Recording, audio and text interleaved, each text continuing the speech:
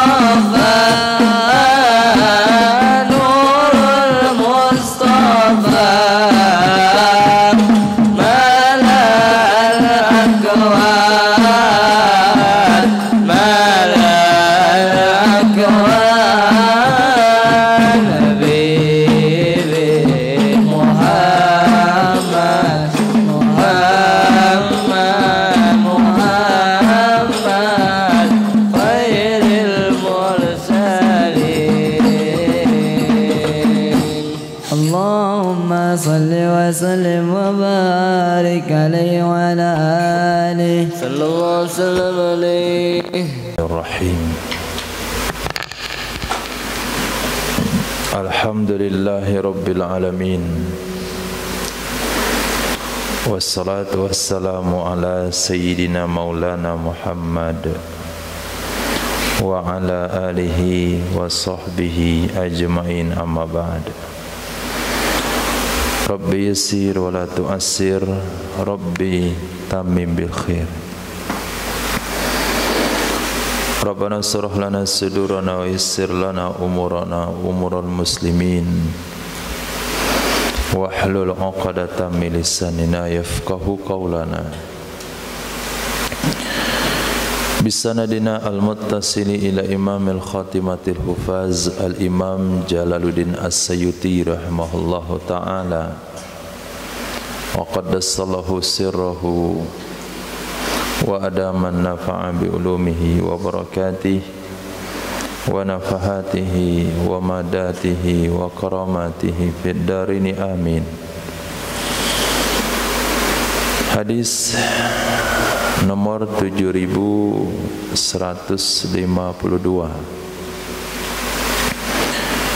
diriwayatkan oleh Imam At-Tabrani dalam kitab Syarah Kabir dari Sayyidatina Ummi Salamah radhiyallahu ta'ala anha. Beliau menceritakan kana adalah pribadi Nabi sallallahu alaihi wasallam yakrahu, tidak menyukai ya Nabi, membenci ya Rasul, al-masail, akan pertanyaan-pertanyaan.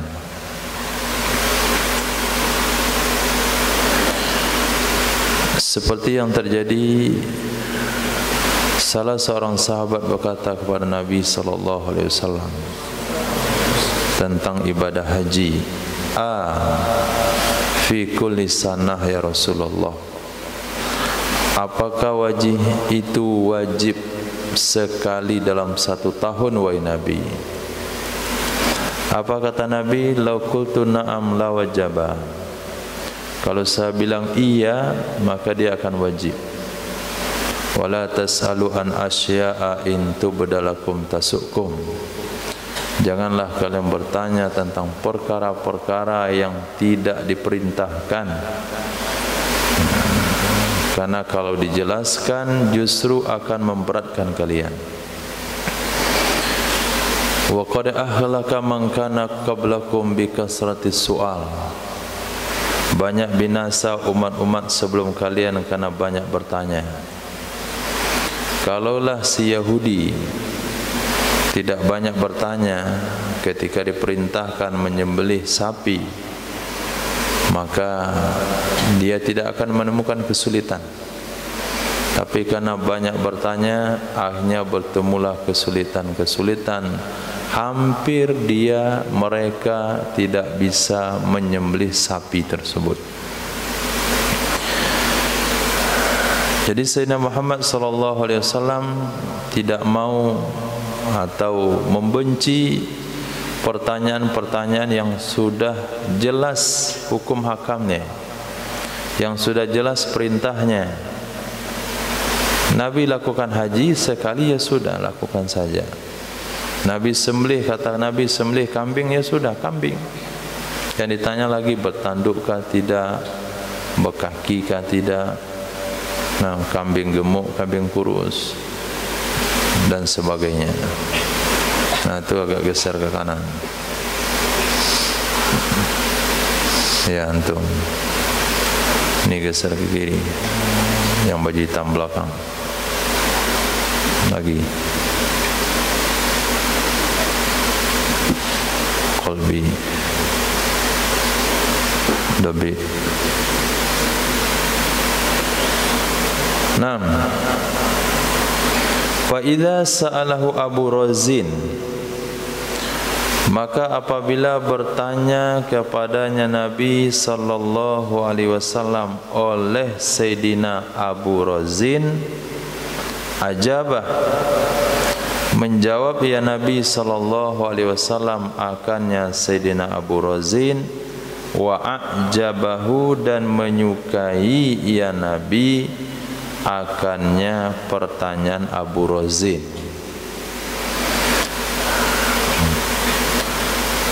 Jadi bukan Nabi benci dengan pertanyaan, tapi Nabi tidak suka dengan pertanyaan sembarangan, pertanyaan yang tidak bermakna. Banyak di kalangan sahabat yang bertanya kepada Rasul sallallahu alaihi wasallam, tapi pertanyaan itu berbobot. Bahkan Nabi memuji, saya mengira kamulah yang akan bertanya dan pertanyaan ini. Saya mengira kamu akan bertanya dan pertanyaan ini. Tidak ada yang bertanya dan pertanyaan ini sebelum kamu, seorang pun. Kemudian Sayyidina Huzaifah ibn al-Yaman juga pernah mengatakan, orang-orang bertanya kepada Nabi tentang hal-hal baik. Kalau saya bertanya tentang perkara-perkara jelek supaya bisa menghindarinya. Maka saking pakarnya Sayyidina Abu Huzaifah ibn al-Yaman merangkum perkara-perkara yang tidak baik, akhirnya nama-nama munafik kota Madinah itu disimpan bersama beliau. Sahibu sirri Rasulullah sallallahu alaihi wasallam, pemegang rahasia Nabi, siapa orang-orang munafik dan siapa orang tuanya dan dari suku mana. Itu semua catatannya ada bersama Sayyidina Huzaifah ibn al-Yaman. Sehingga ketika Sayyidina Umar bin Khattab radhiyallahu menjadi khalifah, kalau ada orang meninggal dunia, maka beliau akan bertanya, apakah Huzaifah hadir?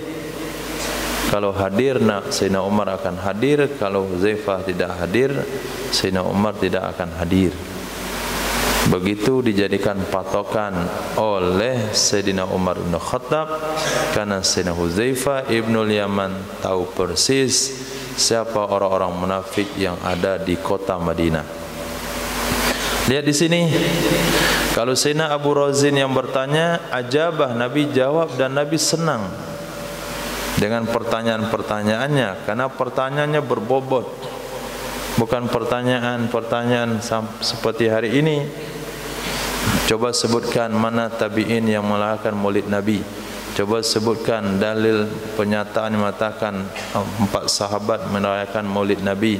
Coba sebutkan nas Al-Quran yang membolehkan maulid Nabi. Itu pertanyaan dikasih. Ya, jawabannya enggak ada. Nah, kalau enggak ada dalilnya. Nah, memang itu saja dalilnya. Sehingga ketika saya ditanya tentang masalah itu enggak bisa menjawab dengan tulisan. Jadi ada salah seorang kawan bertanya, saya mendapatkan kiriman dari WA. Ini pertanyaannya, sebutkan tabi'in mana yang maulid Nabi, sebutkan sahabat yang mana yang maulid Nabi. Itu saja batasan-batasnya. Bagaimana kita mau jawabnya? Karena jawabannya panjang, nggak bisa dia ringkas. Ya, bisanya kita buat satu video khusus untuk menjawab itu. Nah, pertanyaan yang seperti itu pertanyaan yang apa bahasanya itu bodoh. Nah, itu yang Nabi enggak suka pertanyaan kayak gitu tuh. Yang bikin kita emosi, yang menunjukkan ketika bertanya kita dibatasi dalam memberikan jawaban. Seolah-olah jawaban harus salah satu daripada yang dia tawarkan. Kita bukan pelajar yang isi pilihan ganda A, B, C, D. Mana jawabannya? Bukan pilihan ganda. Jawaban agama bukanlah pilihan ganda yang mereka tawarkan. Yang mereka tawarkan itu adalah metode dasar hukum mereka, yang itu sebagian kecil daripada dasar-dasar hukum Islam. Sehingga kalau nggak ada jawabannya di situ bukan berarti nggak ada dalilnya. Nah, karena yakrahu adalah Sayyidina Muhammad sallallahu alaihi wasallam membenci, tidak menyukai sauratad dam. Sauratad dam yaitu Oh, saurah itu maknanya tekanan yang kuat. Mana dasar saurah serangan. Maksud di sini adalah tekanan yang kuat dari darah salasan 3 hari pertama. Summa yubashiru, kemudian melakukan mubasyarah ya Nabi ba'da salas, setelah 3 hari. Kemudian lakukan mubasyarah ya Nabi ba'da salas, setelah 3 hari. Ini pelengkap daripada hukum-hukum fikih yang sudah kita baca dari hadis-hadis fikih yang kemarin dibaca oleh Tafakuh dalam Sunan Abi Dawud. Ketika seorang laki-laki datang kepada Sayyidina Muhammad sallallahu alaihi wasallam mengatakan, ya Rasulullah, ma lana ma yahillu lana minal haid. Apa yang halal kami lakukan kepada istri kami yang sedang berhaid, tutup mulut. Apa yang halal kami lakukan kepada istri kami yang sedang berhaid? Apa jawaban Rasul? Ilyas? Ma fawqal izar. Yang halal itu yang di atas sarung, yaitu di atas pusar di bawah lutut. Tapi antara pusar dan lutut jangan antum sentuh ketika istrimu berhaid Apri, ketika istrimu berhaid Dana, ketika istrimu berhaid Ibrahim. Jangan disentuh antara pusar dan lutut. Nah, di bawah pusar boleh, di bawah lutut boleh.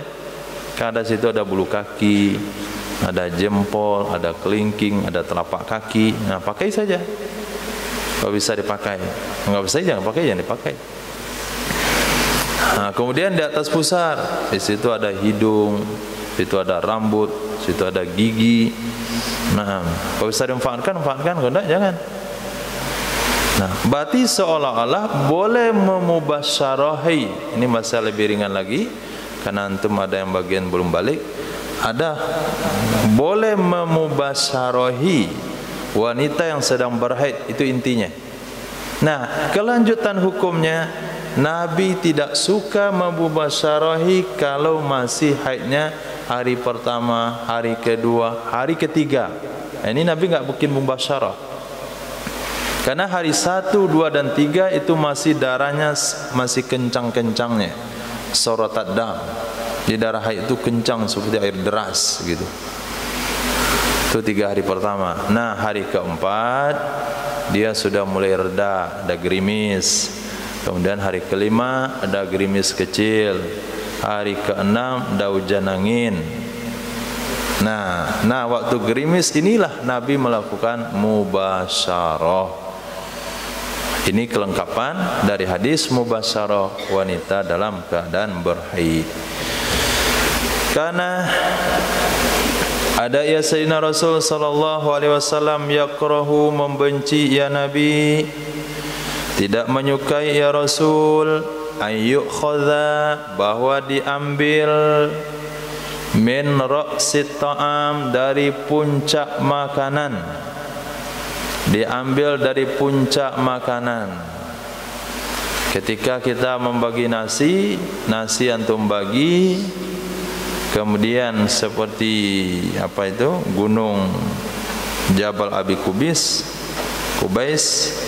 itu di bawah tengahnya, di pinggirnya tipis, ke tengahnya tebal. Kemudian ada puncaknya di sana, ada lauknya, ada ayam kecapnya, ada ikan gulai, ada sayur, taruh di tengah. Nah, mana puncaknya? Nah, puncaknya itu yang di lauk pauk itu. Jadi Nabi tidak menyukai kalau makan tu di tengah dulu, dari puncak makanan, tapi dari kaki bukitnya, digerogoti pinggir,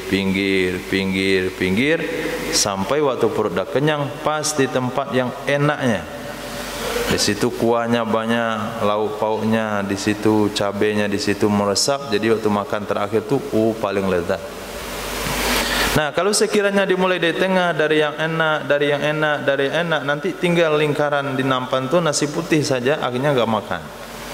terlibat daripada mubadzir. Maka ketika jamaah sedang qunut mengatakan makan mulai dari tepi, kemudian baru sampai ke tengah. Jadi salah satu adab makan mulai dari tepi kemudian ke tengah. Nah, ini hadisnya. Sayyidina Rasul sallallahu alaihi wasallam membenci memakan makanan mulai dari kepala makanan.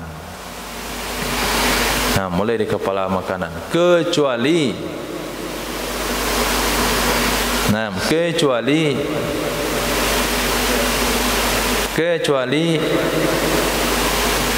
yang harus kita makan di kepalanya dulu.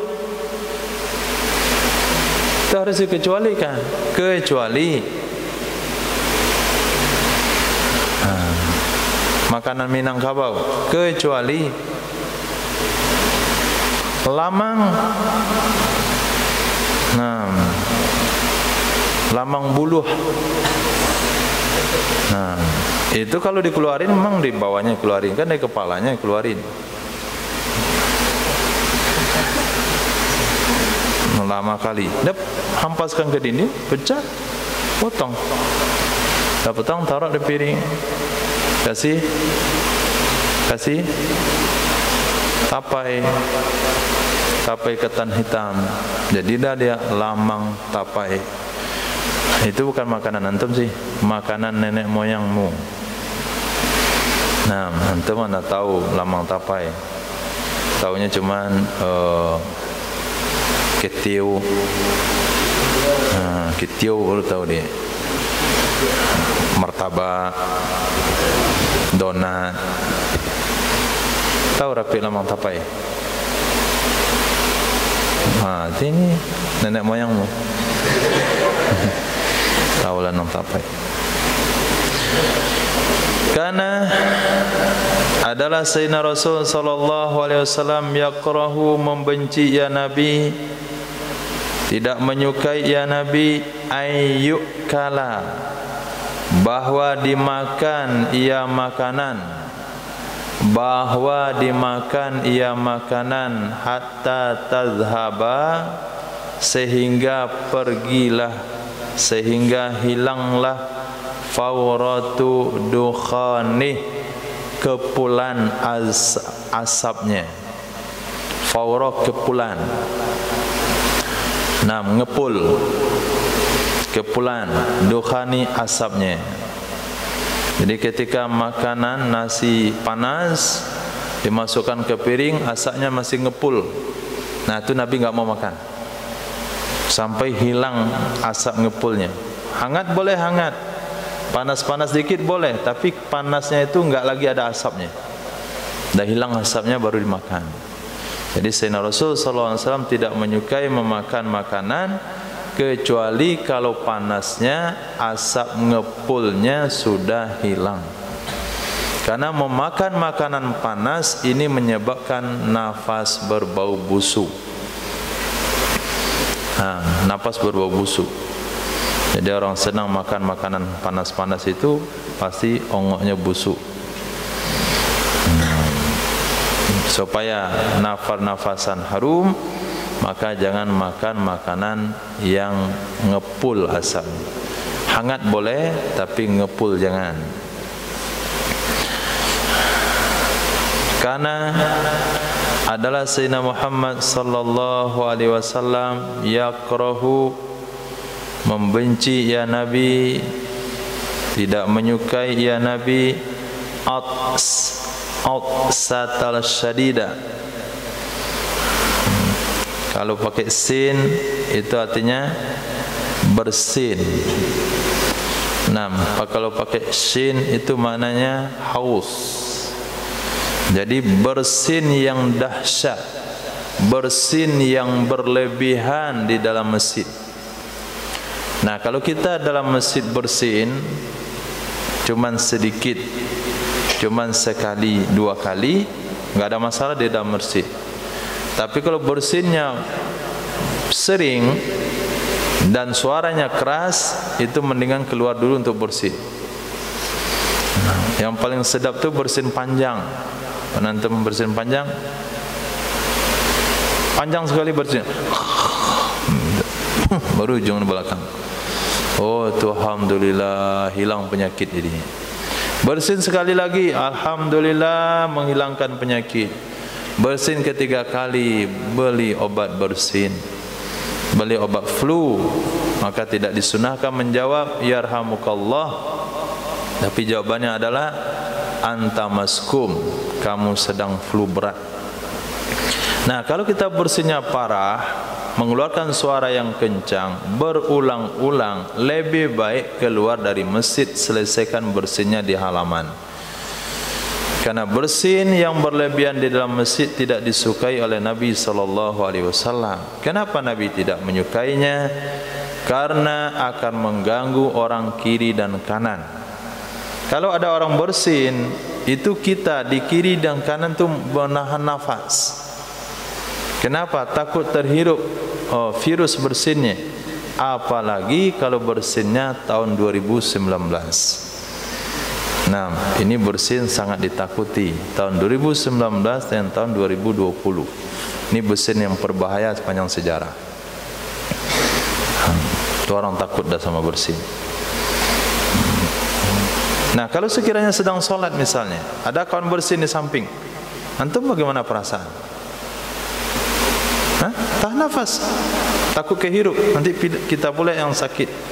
Jangan-jangan dia penyakit apa namanya itu yang tinggi bahu?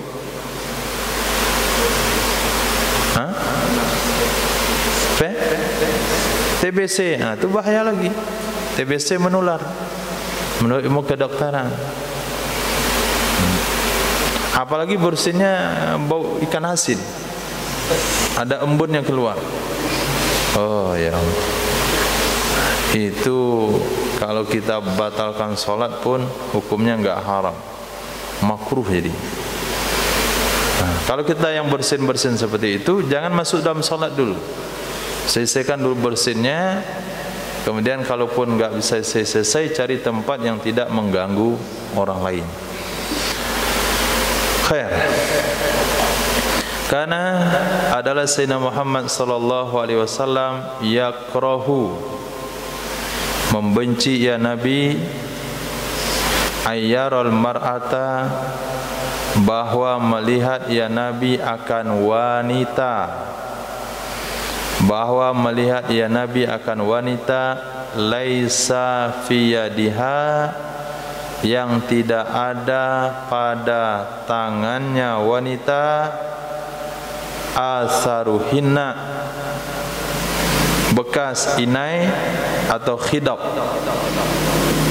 juga inai maknanya. Nabi tidak suka melihat wanita yang di tangannya tidak ada bekas inai. Maknanya Nabi senang melihat wanita yang memakai inai, tapi bukan inai yang mereka pakai seperti hari ini, yang membordir pakaiannya, membordir tangannya, tangan dibatik, angkat kepala. Nabi tidak suka kalau memakai inainya membikin orang itu tabarruj.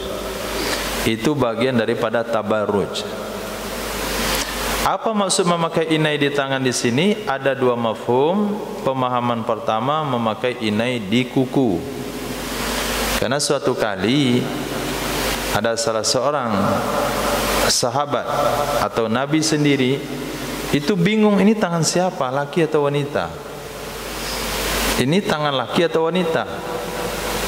Kalau tangan laki akan dijabat oleh Nabi SAW, tapi kalau tangan wanita tidak. Tapi karena tidak ada bedanya tangan laki sama wanita, maka Nabi katakan wanita harus membedakan tangannya. Nah, misalnya antum pergi balik hijab situ, kemudian ada terulur tangan. Ini tangan siapa ini? Santi putra atau putri? Nah, lihat tangannya. Kalau ada inainya berarti putra. Maaf, putri. Nah, kalau enggak ada inainya berarti putra. Jadi Nabi senang kalau wanita pakai inai, supaya nanti ketika terjadi muamalah misalnya, terlihat misalnya, itu bisa dibedakan nih tangan laki atau wanita. Itu mafhum pertama. Mafhum kedua, bukan memakai inai di kuku, tapi memakai inai di tangan, dilumuri dengan inai. Nah, jadi ketika solat wanita tidak memakai sarung tangan karena makruh hukumnya solat menutup telapak tangan dan muka, haram hukumnya menutup tangan dan muka ketika ihram. Tapi ketika dia lumuri dengan inai maka tersamarkanlah warnanya, warna putihnya enggak kelihatan, dan itu hukumnya sunnah dan Nabi menyenangi hal-hal tersebut. Khair. Nah, kalau sekiranya pondok putri ada aturan mengatakan anak putri tidak boleh memakai inai, ini melanggar sunnah. Mestinya anak putri disuruh menginai kukunya. Nah, tapi jangan dengan kutet. Nah, kalau dengan kutet hukumnya belum tentu haram. Nah, boleh-boleh saja kalau dia berhaid dan bisa dihilangkan ketika mau mandi junub, gampang menghilangkannya, ada alat untuk menghilangkannya. Tapi kalau sekiranya ketika solat memang makruh, haram kalau tidak dicuci sebelum berwudu, makruh hukumnya kalau dicuci sebelum berwudu karena akan menghabiskan waktu yang banyak. Khair. Pada intinya kalau muslim enggak usahlah pakai kutet. Nah, tapi pakailah inai karena inai tidak melapisi tapi menyerap ke serat kuku.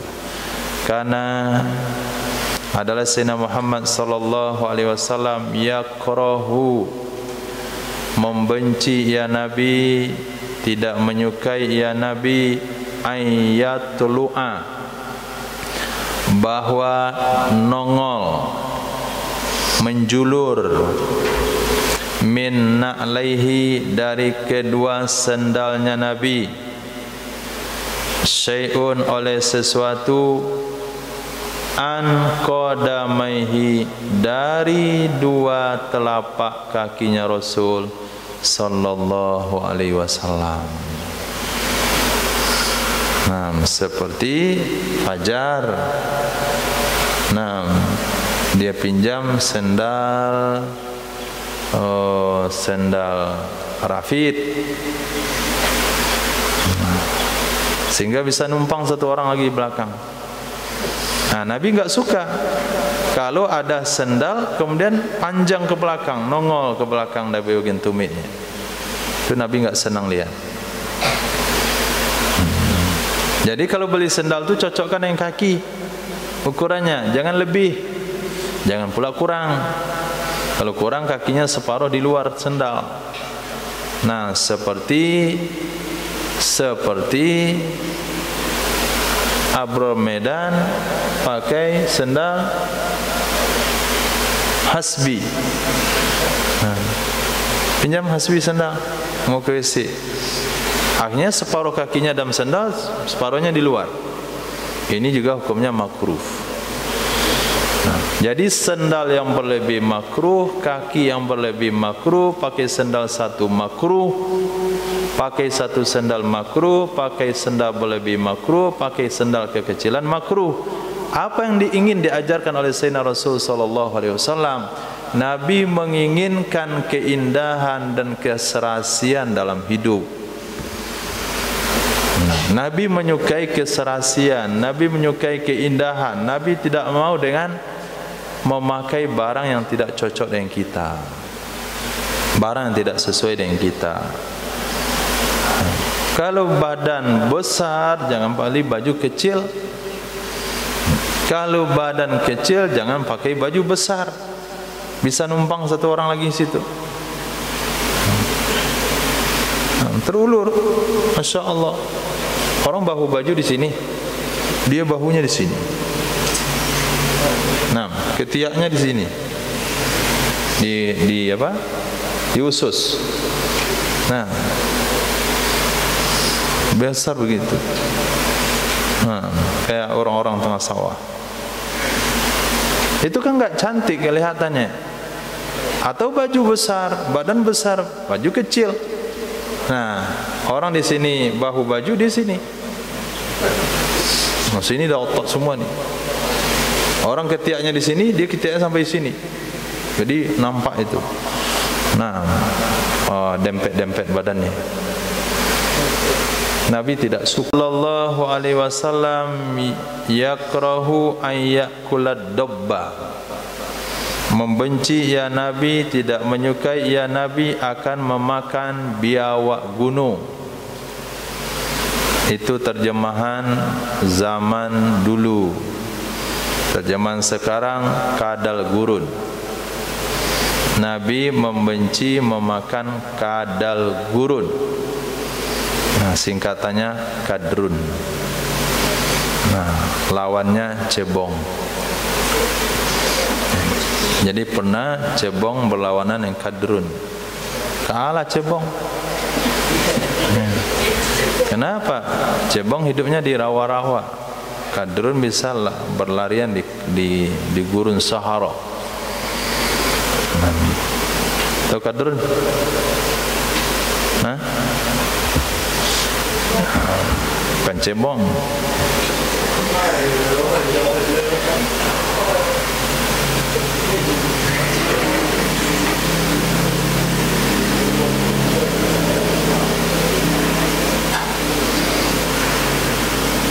Jadi jangan diartikan biawak begitu saja.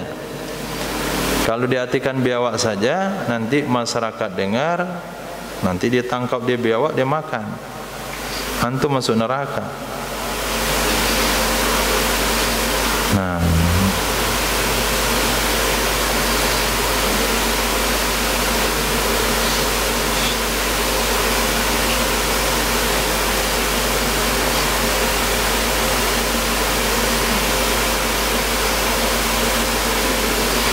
ini kadal gurun, perikanan. Nah, katanya selamat datang di gurun Sahara. Dah, ini halal. Bentuknya seperti apa ya? Seperti komodo.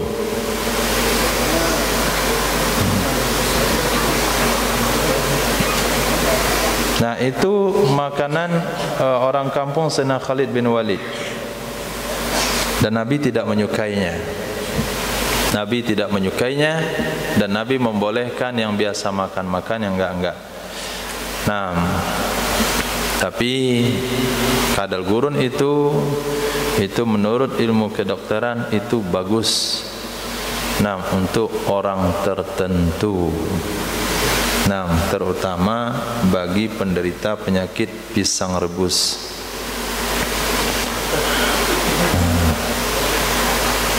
Paham? Penyakit pisang rebus itu bagus makan kadal gurun, supaya pisangnya tidak direbus lagi, digoreng.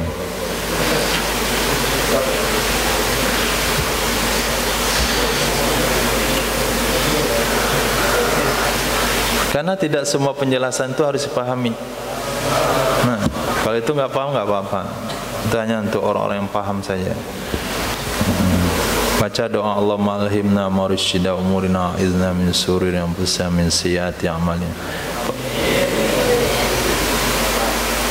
Paham? Mana yang kecil? Latif paham? Enggak kan? Paham antum enggak? Enggak paham. Alhamdulillah. Nah, itu tujuan saya. Karena adalah Sayyidina Muhammad sallallahu alaihi wasallam yakrahu, membenci ya Nabi, tidak menyukai ya Nabi minasyah, dari kambing, sab'an, 7 hal. 7 hal Nabi tidak suka dari kambing. 1, muroro, empedu. Yang kedua, mathana, kantong kemih. Kantong kemih. Nah, kantong air kencing. Kemudian yang ketiga haya. Haya itu adalah faraj. Nah, faraj. Terbuntut. Faraj itu ada dua makna, kubul sama dubur. Jadi buntut kambing Nabi enggak makan. Begitu juga zakar. Nih. Zakar kambing itu entah kenapa pula dimasukkan zakar kambing dalam gulai kambing. Itu enggak usah dimasukkan. Kenapa? Bagaimana cara makannya? Tapi boleh-boleh saja sih daripada dibuang. Ini apa ini? Ya makan sajalah, jangan banyak bertanya. Kalau enggak suka jangan dimakan. Pokoknya jangan bertanya-tanya sedang makan. Punya saja. Antum suka makan, kalau enggak jangan. Apalagi kuahnya yang pekat tuh, enggak jelasnya apa. Berkepala begitu. Nah, itu hukumnya halal dimakan tapi makruh. Nah, begitu juga unsayin. Unsayin itu bahasa kitanya untayan. Nah, unten, untun, satu untai. Untayan, dua teruntai. Nah. Jadi untain itu juga makruh dimakan. Oh, kawan-kawan ada yang hobi itu. Itu sebelum kambing dikuliti, itu untaiannya dah hilang. Langsung dia memotong aja, mutilasi. Nah, selepas itu dikupas. Selesai dikupas, kemudian ditusuk dengan lidi bagi 4, kemudian dibakar atau digoreng. Nah, itu sedap rasanya, tapi makruh Nabi makan. Dan suka biji kambing. Apalagi antum belah 4, rendam ke air garam, langsung goreng. Oh, langsung makan. Lebih enak daripada anak kambing. Kemudian guddah. Guddah apa tadi dah saya cari. Dari kamus tadi. Apa lagi? Guddah.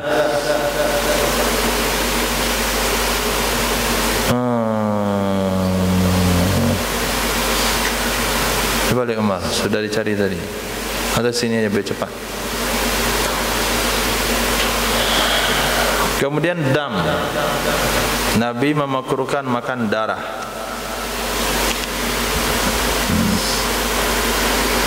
Yang ketujuh darah. Wakana adalah Sayyidina Muhammad sallallahu alaihi wasallam ahabbu, menyukai asyati ilaih, kambing, dari bagian kambing baginya Nabi itu muqaddamaha, bagian depannya. Yang paling Nabi suka itu bagian depan, lengan depan, kemudian leher bagian depan, kepala itu masuk bagian depan. Itu mana umum. Kalau mana khasnya, yaitu lengan kanan bagian depan dan lengan kiri bagian depan. Nah, guddah itu gondok. Nabi tidak suka makan gondok. Atau gondok. Orang kalau sakit gondok seperti apa dia? Besar di sini nih. Berarti gondok nih, inilah tuh. Oh, saluran yang ada di bagian leher. Ada juga bahasa gondok, gondok lihat dia. Nah, itu maknanya lehernya sudah tebal melihat perangai orang tersebut. Sesak nafasnya. Nah, di sini ada ulasan dari para ulama. Satu, darah sepakat ulama mengatakan hukumnya haram. Darah. Kemudian empedu juga termasuk yang haram. Kata para ulama, kalau sekiranya dalam sebuah periwayatan diurutkan 1, 2, 3, 4, 5, 6, 7, itu Nabi gabungkan kalau makruh ya makruh semuanya, kalau haram haram semuanya. Sementara di sini enggak ada yang mengharamkan zakar sama unsain. Kemudian darah haram, empedu haram. Lalu bagaimana permasalahannya? Dijawab oleh para ulama, hadis ini sebelum pengharaman darah. Sebelum pengharaman darah maka semuanya makruh. Tapi setelah pengharaman darah, maka dari 7 tadi yang haram itu adalah empedu sama darah. Jadi 5 makruh, 2 haram. Nah, jadi hadis ini diturunkan, disampaikan Rasul sebelum darah diharamkan. Karena tidak boleh dalam periwayatan apabila Nabi sebut satu perkara haram dicampur makruh. Kalau makruh ya makruh semuanya, kalau haram haram semuanya. Lalu kenapa ada 2 haram disepakati ulama? Yang jelas 1 darah, haramnya disepakati ulama dicantumkan dalam hadis makruh. Kata Imam Abdurrauf Al-Manawi, kata Imam Abdurrauf Al-Manawi, itu maknanya pengharaman ini sebelum darah diharamkan. Itu yang pertama. Yang kedua, darah yang dimaksudkan di sini bukanlah darah masfuf, darah yang dibekukan, tapi darah yang ada dalam serat-serat daging. Nah, kalau antum makan pecel lele lebih tepatnya, itu kan ayamnya digoreng, tidak ada cabenya. Itu kalau kita buka daging-dagingnya, itu ada urat-urat merah di dalamnya. Nah, ada seperti urat-urat panjang di dalamnya, itu kita lepaskan. Karena kalau kita makan juga halal. Kenapa halal? Karena dia darah yang ada dalam daging. Tapi Nabi tidak suka memakannya. Jadi kalau bisa dilepaskan, dilepaskan. Nah, misalnya memakan daripada daging, kalau kita buka kemudian ada urat, saya rasa di daging belum jumpa sih, di ayam. Nanti kapan-kapan antum dapat rezeki, nah makan pecel lele, kayak mahal kali makanan itu, makanan pinggir jalan itu. Nah, ketika kita kupas dagingnya di dalam, akan ketemu di sana yang merah bentuk lendir panjang. Nah, itu adalah darah yang ada di dalam daging, hukumnya halal dimakan tapi makruh. Nah, kalau ketemu pisahkan daripada saluran tersebut. Nah, itu penafsiran sebagian ulama tentang hadis ini. Hadis berikutnya, karena adalah Nabi SAW yakrahu kilyatain, memakruhkan ia Nabi akan 2 ginjal. Kilyatain, 2 ginjal. Nah, jadi kambing itu ada 2 ginjalnya. Kita juga punya 2 ginjal. Nah, kalau hidup susah-susah sekali, ada orang jual 1 ginjalnya, dan hukumnya haram menjual ginjal. Kenapa makruh memakan ginjal? Limakanihima minal baul, karena menempati kedua-duanya ginjal dari kencing. Jadi kencing itu masuk ke ginjal. Setelah kita minum, masuk lewat mulut, turun ke bawah, tenggorokan, langsung ke lambung, kemudian usus, ngalir terus. Nah, sebelum ke pelepasan terakhir, dia akan masuk ke ginjal dulu. Nah, itu akan disaring di sana ampas-ampasnya. Maka antum minum kopi, keluarnya nggak kayak kopi. Nah, serbuk kopinya di mana? Ada di ginjal. Nah, disaring di situ dulu. Minum air gula, nggak ada kencingnya manis kan? Nggak ada. Apa rasa air kencing? Hah? Nggak tahu. Nah, maka minum kopi, minum teh, minum air gula, itu kencingnya nggak manis, nggak warna kopi, nggak warna teh, karena sudah disaring oleh ginjalnya. hati-hati meminum minuman yang tidak jelas. Nah, karena akan membuat ginjal antum lebih cepat rusak. Nah, jangan minum air berwarna, usahakan daripada air yang biasa saja. Kalau air berwarna, warna yang benar, jangan perwarna yang berbahaya. Begitu juga dengan kalau usahakan pewarnanya dari buah-buahan, itu lebih bagus. Nah, mau bikin es buah warna merah, ya kasih buah naga. Jadi, oh kalau kita untuk buka puasa bagaimana? Itu nggak sanggup. Nah, kenapa? Karena mahal sekali. Tapi kalau untuk pribadi, untuk keluarga, usahakan jangan pakai pewarna, kecuali pewarna dari buah-buahan itu sendiri. Nah, kalau mau pakai minuman kuning, kasih warna kunyit. Nah, kunyit bagi pewarnanya itu lebih sehat. Kenapa? Karena semua minuman itu akan masuk ke dalam ginjal. Ginjal itu akan menyaring minuman, artinya dia pernah ditempaki oleh kencing. Maka Nabi tidak menyukai memakan 2 buah ginjal daripada hewan. Nah, kalau bahasa kita adalah buah pinggang. Kalau nggak ketemu 2 ginjal, buah pinggang, itu hukumnya makruh. Karena adalah Sayyidina Muhammad sallallahu alaihi wasallam yaksu, memakaikan ia Nabi, banatihi, akan putri-putrinya Nabi sallallahu alaihi wasallam, akan khumral qazi wal ibraisam, kerudung terbuat daripada sutra. Qazi sutra, ibraisam juga sutra.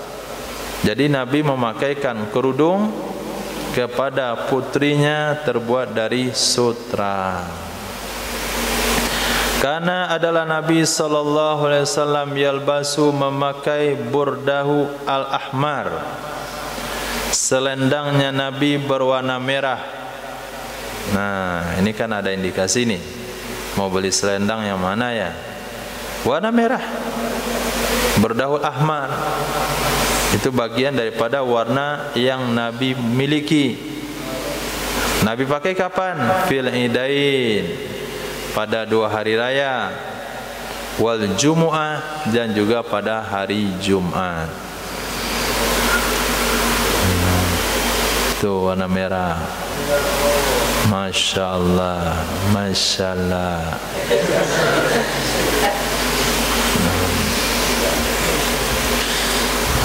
Nah, ketika kita cari selendang dan lalu kita beli dengan warna merah. Kenapa dengan warna merah? Karena Rasul pakai warna merah.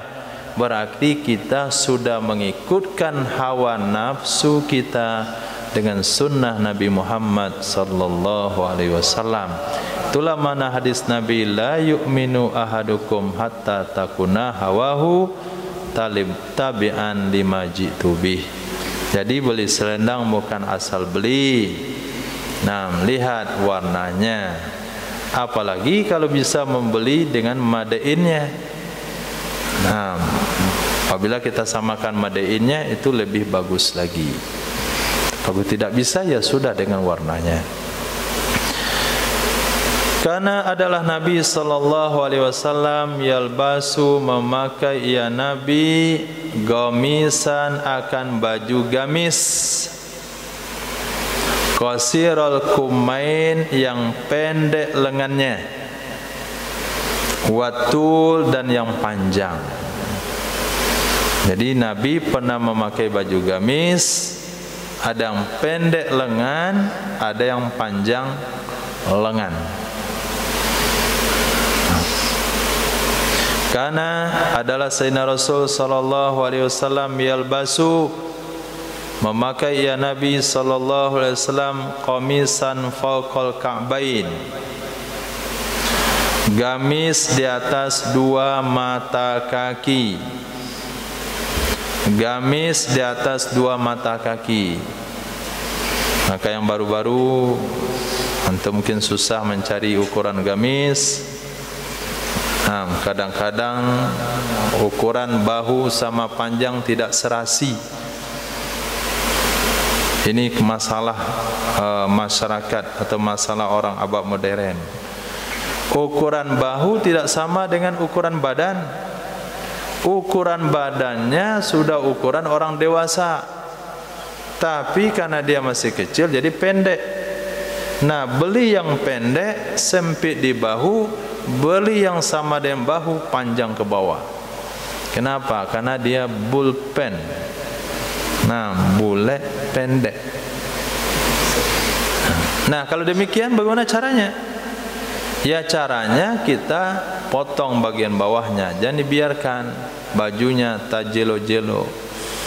Naam, sofan. Naam, jangan biarkan bajunya tajelo-jelo. Minta antarkan sama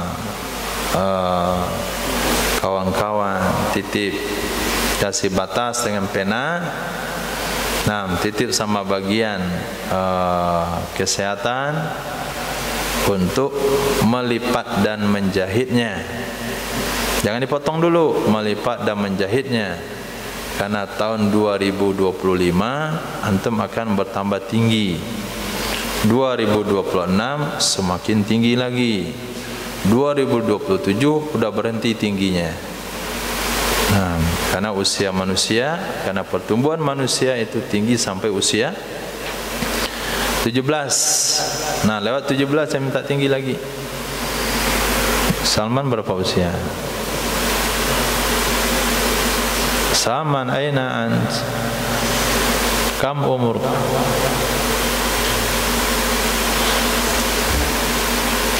16. Berarti setahun lagi bisa menjangkan badan. Buat tali gantungan di kamar, sangkutkan leher di situ, suruh tarik sama kawan di bawah.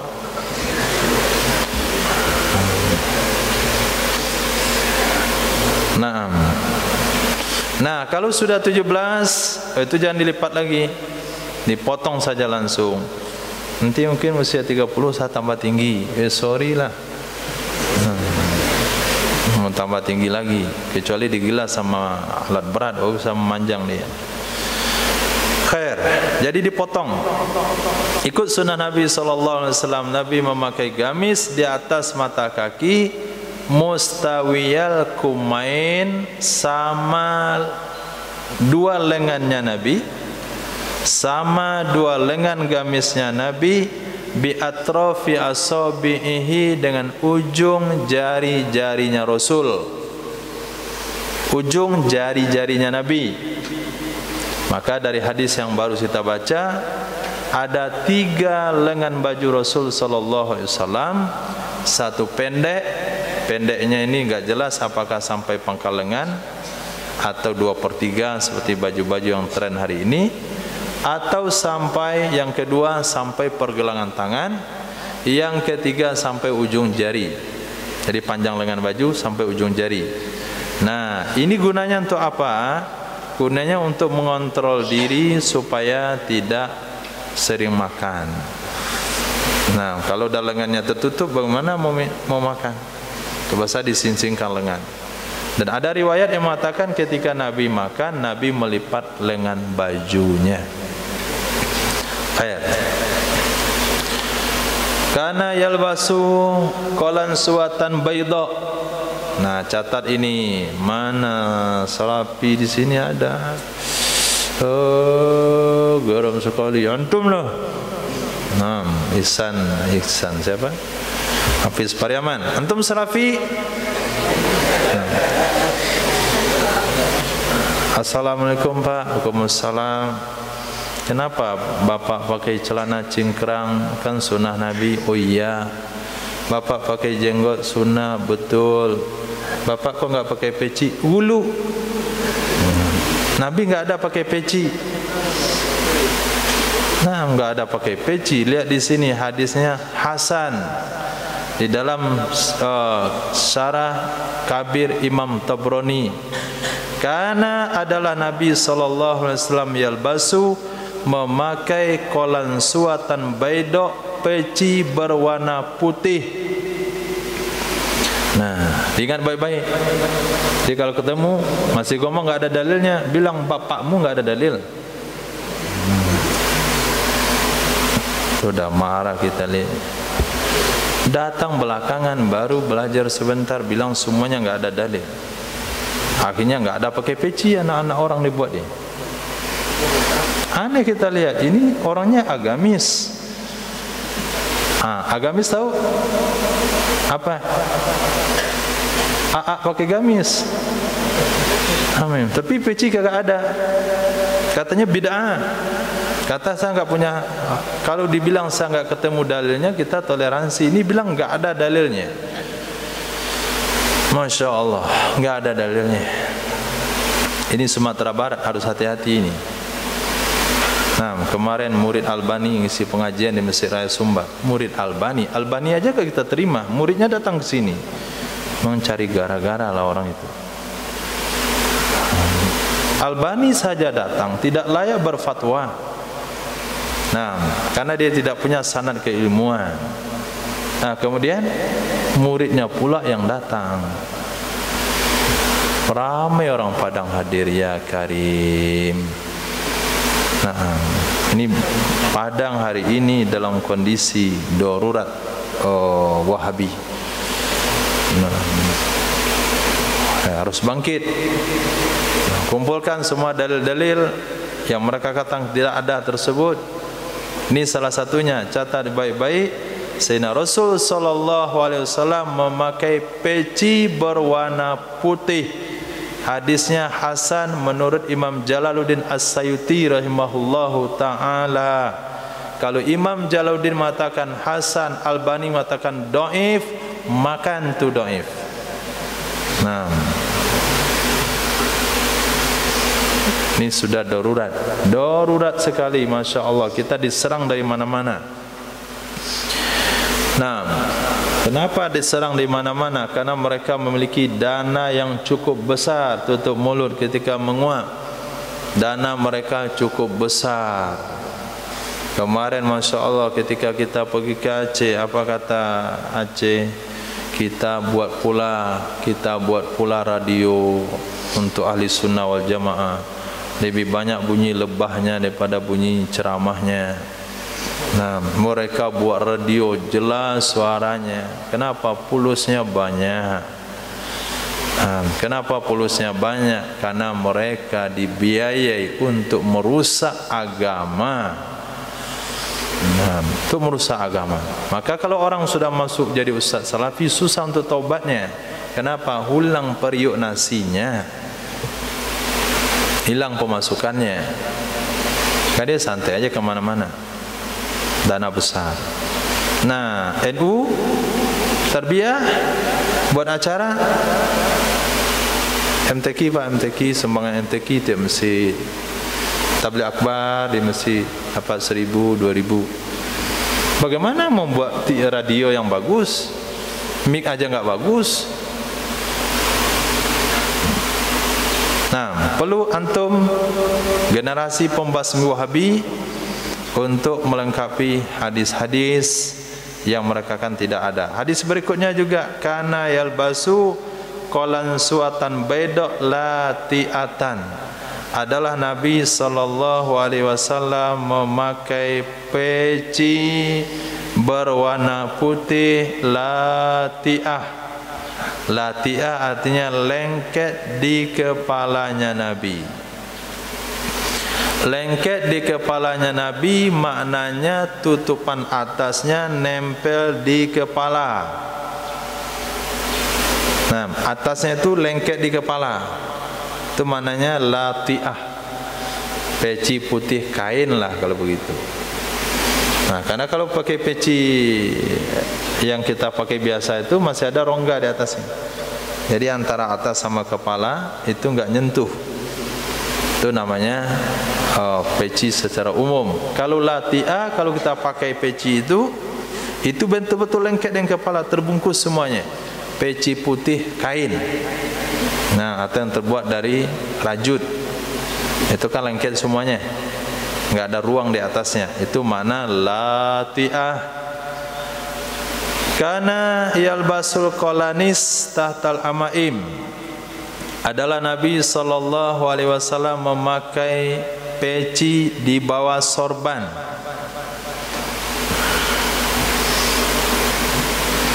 Adalah Nabi memakai peci di bawah sorban. Sorbannya di atas di martabah samila. Khair, tinggalkan dulu. Hunna, peci-peci tersebut itu berwarna putih. Wa yalbasu zawatil adzan fil harbi. Nabi memakai sesuatu yang punya telinga di medan perang. Jadi peci yang punya telinga. Peci siapa hari itu lihat? Abror. Punya telinga, pecinya kiri kanan. Itu di musim perang itu. Jangan dalam solat. Wa kana rubbama naz'a qalan suwatahu faja'alu sutrata baina yadayhi. Adalah Nabi sallallahu alaihi wasallam kadang-kadang melepaskan pecinya. Karena rubbama kadang-kadang melepaskan ia Nabi akan pecinya, lalu menjadikan ia Nabi akannya peci sutroh di depannya Nabi beliau solat. Nah, hadis ini mengisyaratkan kepada ukuran tinggi peci. Sutratul musalli ukurannya adalah seukuran sandaran tempat duduk di atas onta. Setelah diukur ulama-ulama fikih itu ukurannya 2/3 hasta. Satu hasta 60 cm, 50 cm satu hasta, setengah meter. 2/3-nya 35 cm. Maka peci Nabi ada ukuran tingginya 35 cm. Nah, itulah peci hitam budaya Madura. Nah, tapi jangan sholat di saf kedua, saf ketiga. Jadi imam boleh, saf pertama boleh. Jangan depan imam, belakang imam. Nah, itu bahaya. Kenapa? Kalau dia sholat di saf kedua, pecinya ada di pertengahan saf pertama. Kalau dia sedang sujud, duduk orang, kedudukan pecinya. Jadi peci yang tinggi 35 cm itu, Syariat Mudira punya, itu dalilnya ini. Nabi membuka pecinya kemudian meletakkannya di sutratul musalli. Karena sutratul musalli ukurannya adalah 2/3 hasta, 35 cm, atau pasnya 34 cm. Sepanjang roll, penggaris lebih dikit. Kalau peci kita, belum seberapa ini. Tapi janganlah dibeli. Nanti aneh pula ntar. Tim hadro bagus itu. Keren ya, peci 35 cm. InsyaAllah. Kalau panas tinggal kasih AC dipasang di atasnya. Nah, wa kana min khuluqihi adalah dari akhlaknya Nabi sallallahu alaihi wasallam ayyusamiya silahahu memberi nama pedangnya, wa dawabahu memberi nama kendaraannya, wa mata'ahu dan memberi nama barang-barangnya. Wallahu a'lam bissawab. Cukup insyaallah. Subhanallah bihamdihi, subhanakallahumma bihamdika, asyhadu an la ilaha illa anta, astaghfiruka wa atubu ilaik. Subhanaka rabbil izzati amma yasifun. Wassalamun ala mursalin. Alhamdulillahi rabbil alamin.